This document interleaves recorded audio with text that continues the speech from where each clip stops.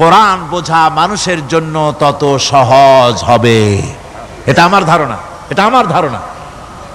বিজ্ঞানের সাথে দুই একটা পয়েন্টের উপরে সংঘর্ষ আছে, যেমন চন্দ্র এবং সূর্য সম্পর্কে, সৌরজগৎ সম্পর্কে Copernicus, Kepler, Galileo, Newton, Einstein মহাশূন্য সম্পর্কে যে সব বক্তব্য রেখেছেন, সেসব বক্তব্যের সাথে কোরআন শরীফের কিছুটা বৈপরীত্য রয়েছে। যেমন কেউ বলেছেন সূর্য ঘোরে, পৃথিবী স্থির, কেউ বলে সূর্যের চতুর্দিকে পৃথিবী ঘোরে, কেউ কয় চন্দ্র ঘোরে, কেউ কয় আমরা কি আর বসে থাকি, আমরাও ঘুরি। কিন্তু আসলে ঘোরেটাকে কে ঘোরে, এ ফয়সালা কে দেবে? কে দিবে বলুন তো? হ্যাঁ, ঠিক বলেছেন, আল্লাহই দিবেন, কারণ এগুলি সৃষ্টি করেছেন কে? এবার শুনুন, এই বিতর্কের মীমাংসা আল্লাহ পাক করছেন কোরআনে কারিমে বহু আগে।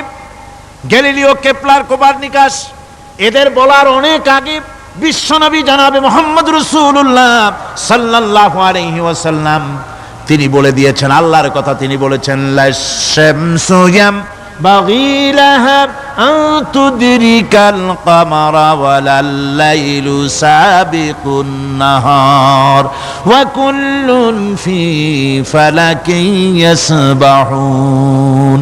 প্রবল জ্ঞানী হইবে যাহারা, আপন মনেতে বুঝিবে তাহারা, রাত্রি পারে না আগে যাইবার দিনের স্থান করি অধিকার, চন্দ্র বাঁধে না সূর্যের গায়েতে, সূর্য পারে না চন্দ্রকে ধরিতে, যার যে স্থান বহাল রাখিয়া ভ্রমণ করিছে খোদাকে ডরিয়া।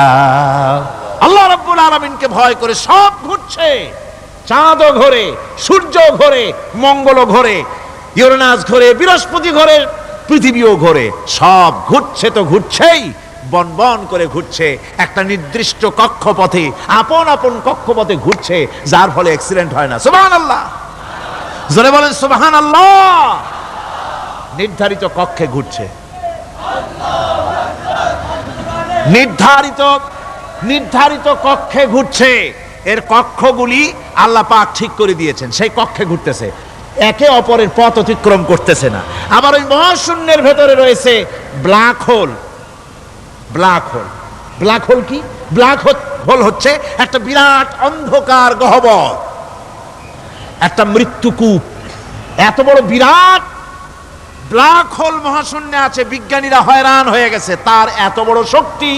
সে শুধু তারা খায় না, কোন তারকা ঘুরতে ঘুরতে যদি তার কাছে এসে যায়, তারাকে খেয়ে ফেলে।